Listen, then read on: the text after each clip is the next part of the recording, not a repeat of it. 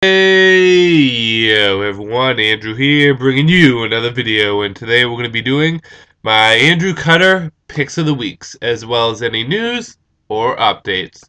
Now, for those of you that are new to my channel or haven't seen this video series before, basically my Andrew Cutter Pick of the Weeks is where I take a look at this week in DC Comics, and then I select the comic that I enjoy the most and declare it my Andrew Cutter Pick of the Week. Now, if at any time during this video you see a comic that you would like to learn more about or you'd like to see a full review on, well, guess what? I already did a full review on every single comic mentioned in this video. So all you have to do is go back in my channel and you can find it there. And as I said, as well as the Andrew Cutter Picks of the Weeks, I also do any news or updates pertaining to my channel or anything in general. So without any further ado, let's talk about this week in DC Comics. So this was quite a big week for me. It was actually probably one of my biggest weeks, and I got, and I believe they're all issue number 5s, Justice League, Batman the Dark Knight, Superman, Aquaman, The Flash, The Savage Hawkman, Voodoo, All-Star Western, The Teen Titans, and then last but not least, rounding it out, is Justice League Dark. Now, this week had some up and downs with it. I had some fantastic comics, and the comics that particularly stood out to me were Justice League, Teen Titans, Voodoo, and Aquaman. The comics that didn't stand out that well to me, the comics that didn't do so well, were comics such as Savage Hawkman and Superman. Oh, Flash was also a really good comic this week. Did I say that? Superman, Teen Titans, Voodoo, Flash, Aquaman. All really, really good comics.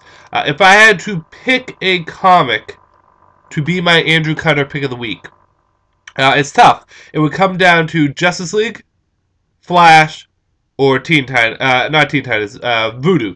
Teen Titans did good, but not quite my Andrew Cutter Pick of the Week. Voodoo was a complete surprise, very well paced, great balance of action and story, and a twist at the end which surprised me. The twist that I try to do in my D&D stories sometimes, I tried at least, didn't quite work out as well as I wanted it to, but really good comic. Flash just ended the story arc off very well and had a very chilling ending. And then Justice League just had everything hit the right notes. Character-wise, action-wise, the art was beautiful, the story progressed well. It's kind of funny. If you think about Justice League, they're almost setting it up kind of like the first Justice League story with Starro, in that Batman and Superman aren't present to fight the big bad, and is rather the other Justice League members. And the reason originally, back in Showcase Presents, God, I forget what number, Batman and Superman had their other cases to work on. However, in this, Batman has to rescue Superman, so they're still involved, they're just not fighting Darkseid. Anyways, I kind of went off on a tangent. Like I said, it would come down to those three, because all three of them were just great. If I had to pick one, I'm going to have to give it to Justice League. This did great. The reason why I enjoyed this over the other two is, I don't know, I just like seeing the Justice League work together to take down Darkseid.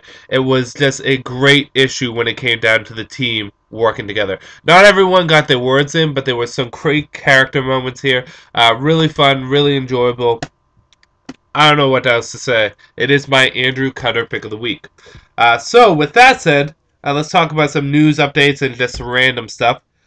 First and foremost is a thank you to everyone who commented on my video saying that I would have some delays. The reason why I didn't get my videos out on time this week was because my grandmother did pass away. She passed away at 9:20 something in the morning on Wednesday. So it was a rough day for me, and I thank you guys from the bottom of my heart for all the kind words that you gave. I was very close to my grandmother. I would visit her every Friday. at her nursing home for the past few years, and along with my mother and father, my grandmother helped raise me. So I was very close to her, and I was even more so close to her because some of you guys may know I am a black belt in karate, and I take it seriously is one of the most passionate things about my life is karate, if not the most passionate. And my grandmother was also black belt. A third generation black belt. My grandmother was a black belt, my father was a black belt, and I am a black belt. Hopefully, I can keep the tradition going. But the thing is I was very close to her, and I thank you guys very much for all the kind words that you said. It means a lot to me. So, moving on. Next stuff. Random things, just random things, nothing big. Because Hawk and Dove was getting canceled, I decided to go and pick up the 5 issues that have come out so far. I was going to do a video review of it, but I believe I can just give you guys the basic gist in this. Hawk and Dove is not a bad series. The thing is Hawk and Dove feels like a very 90s series, and that is a strength and weakness to the comic. It's a strength because it has a lot of nostalgia to it, and Hawk and Dove, and Hawk in particular, is a very 90s character. The problem is we're not in the 90s anymore. I have to say I did enjoy this so far, but I can see why it's getting canceled, which is sad, because I like Hawk and Dove. They're a good concept. I really like Hawk and Dove, and I like the Hawk and Dove we have now, the female Dove, which is Dawn, Dawn, and Hank Hall as Hawk. It's okay, but like I said, I can see why it's getting canceled. I believe Sterling Gates is getting off the comic. It was issue number 6. Batman's going to be in issue number 6, so I'll pick that up. I'll pick up the last few issues because I do like Hawk and Dove as characters. But yeah, like I said, I can see why the title is getting canceled. Surprisingly, I was not as upset with Rob Liefeld's art in it. It still wasn't amazing, but it didn't bother me all that much. Um, I'm still in my Metroid mood. I beat Metroid Zero Mission a few days ago. I beat it within 2 hours or so. And then maybe a little bit more. Maybe I'm exaggerating how quick it was. But I beat it really quickly. And then Metroid Fusion I beat last night to the disdain of my girlfriend. Well, not my girlfriend, my fiance. It's taking some time to get used to that. We were watching American Idol, and instead of paying attention to American Idol, I was beating up SAX and the Omega Metroid or whatever on Metroid Fusion. So I beat that last night. Metroid Fusion was a lot better of a game than I thought it was going to be, and the problem is a lot of people said the game was magnificent, and I hate buying into popular beliefs. So because it was so good, or everyone said it was so good, I thought it was going to suck. But it actually turned out to be a really good Metroid game. However, it does fall into the folly that all the Metroid games fall into, is that every single power-up that Samus gets, well, not every single, but most of the power-ups Samus gets are all the same thing. Screw attack, plasma beam, ice beam, missiles, bombs, bomb mode, so on and so forth. I'm still sick, too. That's another thing. I am very sick. Today I have to work, but after work, usually I go out with my fiance, and we do whatever. I think today I'm just going to take it off, and then I get out of work at 8. I think I'm just going to go to sleep because I have barely any energy in me. Another thing that's interesting that I didn't see coming is I'm playing Skyrim again. What is up with that? Yeah, I'm playing Skyrim again. I'm trying to get my character to where I want it to be. I'm still in my Mario mode and my Metroid mode, but I'm taking a little break from those for a bit, and I'm playing Skyrim, and right now I'm just getting my smithing up. What I'm doing is I'm buying a lot of leather straps and iron ore and iron pieces and just making daggers. I think my it's the cheapest and most efficient way, and I think I have my smithing up to 75 right now. I don't know, I can do glass weaponry now. I'm looking to get the dragon armor. And I'm just going to try to get that up and then try to make my character where I want to be. And after that, I might play it over and play Khajiit. But yeah, I'm playing Skyrim again. Pretty crazy, huh? The game is still what I thought it was. It's a good game, but it's not what I would call Game of the Year. A lot of people are giving it that title. It is a beautiful game. It's a huge game, a lot to do, but the problems I have with it are still there, which are, it is glitchy. I have run into quite a bit of glitches. The characters, the NPCs, have no life to them. They have no mannerisms. They feel like robots. When I go and I play a game like I don't know, Zelda or Fable or something, the characters have life to them. I know they're NPCs, but they have life to them. And you know, in addition to that, the controls are great, but they're very status quo controls. It doesn't really add anything new that Oblivion didn't have. I still like Oblivion more, although Skyrim is a lot more beautiful. But I am playing Skyrim, and I'm surprised I'm playing Skyrim because usually I play a game, beat it, and then go after a new game. But I just want to get my character a little bit higher up there. My character is called Donna Lacey. And the reason why I call it Donna Lacey is, one, because Donna Troy, and I love Donna Troy to death, one of my all-time favorite superheroes. And Lacey is the name of my girlfriend, my fiance's D&D character that I based off her. So, Donna Lacey, I believe she's a Nord, blonde, long hair, and I just want to have her have dragon armor and all bust out with weapons and stuff like that. But yeah, I've been working on her, and like I said, afterwards I might make a Khajiit and just go all magic or all sneaking with Khajiit. Because everyone does magic and sneaking with Khajiits. Come on. Oh, I am so nasally. I am sorry. I am sorry. A few games coming out that I'm going to be picking up. Resident Evil Revelations is going to be coming out. Look forward to that. Particularly, I heard it has great atmosphere, which is what Resident Evil's been missing lately. In addition to that, Soul Calibur 5 is coming out, which is bittersweet for me because it's good because it might be better than 4, and 4 was horrible. I did not like 4. My favorite Soul Calibur is 2. It's not for the reason that you think, because Link was in it, but I just like Soul Calibur 2. It was a great balanced game. I never played 3, and 1 I played briefly. I never played 3 because I don't have a PlayStation, but I'm looking forward to 5 because it could be a better game than 4 was and bring me back to the series. And also, Ezio's in there. But it's bittersweet because my favorite Soul Calibur character is not making a return, or at least one of them. My favorite Soul Calibur character is Cassandra. Apparently her son's going to be in it because it's set a little bit further in the future. But my favorite Soul Calibur character is Cassandra. I like Ivy and I like Raphael, the rapier user. Yeah, my favorite characters aren't in it, and that's pretty depressing.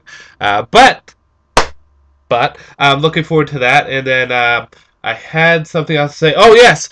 For those of you that don't know, for those of you that are big role-playing game fans, Dungeons & Dragons 5.0, they're working on it. For those of you that don't know, and most of you guys should know, is I am an avid Dungeons & Dragons player. I go crazy. If you give me a second, I'll show you.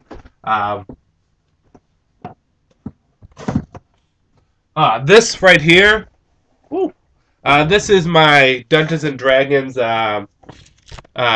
booklet, the archives, what I basically call it, and I have my various different characters in it. In addition to that, I'm so obsessed with D&D is I actually write bios for the characters. So I have like 16 pages worth of bios, and it's done similar to the DC Wiki, if you've ever been on there, DC database, where not only do I give a complete history, I also give relationships, personality, and you know, powers and abilities and fighting skills and stuff like that. And I go so far to draw them. Right here is a picture of my favorite character, my main character, my level 30 paladin. Well, it's the level 20 paladin, level 10 monk, which I actually pull off pretty well with Aesthetic Knight. You would probably go, what? But it actually works very, very well. And his name is Angelus. And that is him right there. And then the character I was just talking about, Lacey, is a 20 cleric and contemplative, or contemplative. And yes, and then that's Lacey right there. Whoops. So I have so many characters in D&D, NPC characters. I even go so far as drawing my friends' characters. Like this is my friend's character, Sal. And then I have ridiculous amount of backstories to everyone. But you're probably wondering why I'm showing this off. Is the reason why is because I'm such a humongous Dungeons & Dragons fan. I started playing when I was 14. I stopped for a bit. I started back up when I was 18. Stopped for a bit, and I started back up when I was... oh no, I started when I was 14. I played for like a year and a half. I played at school at Gamers Club. The problem is it never met. And then I stopped, and then I started back up around 16 or 17. Then I stopped, and I started back up when I was 19, because I had just started dating my fiance. And I've been playing for 19 to 20, 21, 22, 23, 24, 5 years now, religiously. 3 years playing in Jealous and Lacey, and then I've been running games since. And I like DMing a lot. But I'm obsessed with D&D. We play it every week, every Saturday, and 5.0 is coming out. And if you're a big D&D fan, or if you know anything about D&D, is 3.5 was great. It had its faults to it, mainly how unbalanced clerics, druids, and arcane casters were, or any full caster was compared to like fighter, ranger, paladin, bard. Although you can break paladin, bard, and ranger pretty well. Not so much fighter, but it was great. 3.5, and then they came out with 4.0, was really more or less World of Warcraft tabletop game, and it just didn't work out well. So a lot of people moved to a game called Pathfinder, and Pathfinder was really what people called, like, I think 3.7 or whatever. It was basically 3.5 with the mistakes cleared up. Very popular. I will admit I have not played Pathfinder, mostly because we are so entrenched in the campaign setting that we are in now that I need to finish. I'm doing a huge epic story. I go all out with my stories. I take inspirations from Paul Dini, Grant Morrison, Jeff Johns, and all the other great. I bring in a lot of comic book elements to my story. But the thing is Pathfinder I didn't get a chance to play. However, because 4.0 wasn't that popular and didn't do so well, what they do is they bring in some of the people that worked on. 4.0. I think I said Pathfinder. 4.0 did not do that well. They bring in some of the people that did Pathfinder, and they're going to have them work on 5.0. And apparently they're releasing some tests for people to play at home to see what people think. And my buddy's going to try to get in. He's going to do like a random adventure. Oh, so sick. But 5.0 is coming out, and I'm looking forward to that, especially if they incorporate a bunch of the stuff that they did with Pathfinder. I hope they have, if one thing I could say could transition over, is I hope they do have some of the feats that allow classes to stack, like Ascetic Knight. I love that feat. It's my favorite feat, because I like stacking Paladin and Monk. Again, you probably wouldn't think it would work, but Paladin and Monk, with Charging Smite, and this is epic level, then Double Smite, and then also with Snap Kick, and then a few other things, I stacked out how much damage I do, and I know a full casting, full arcane caster could do ridiculous damage, but I did out the calculations with my character, and all the items and all the skills I have, and I pull out, like, I think 900 something damage on one attack. Of course, that's using my smite and my charging smite and my snap kick and all that stuff, but it works out pretty well. But yes, I'm kind of just rambling on here. D&D 5.0 is going to be, they're working on it, so I'm excited for that. Anything else happening? Nothing else. So this has kind of gone on for a bit too long. Sorry about the rambling. And thank you again for everyone that has given their said what they said and given their wishes and condolences, and thank you. I appreciate it. It means a lot to me. Like I said, my grandmother and I were really close, and it's starting to sink in more and more each day that she's not going to be around. It's tough to have someone, especially someone very close to you, pass away. So yes, I'm going to end this video here. Thank you very much, guys. And, oh, I do have a question and answers. I'm going to start doing question and answer again. I'll post up a video. I know I said I did that a while ago, but I just haven't time. I'll do it probably this weekend, and I'll post up a video for you guys to ask questions on. But other than that, I'm going to end this video here. This is Andrew saying peace out for now.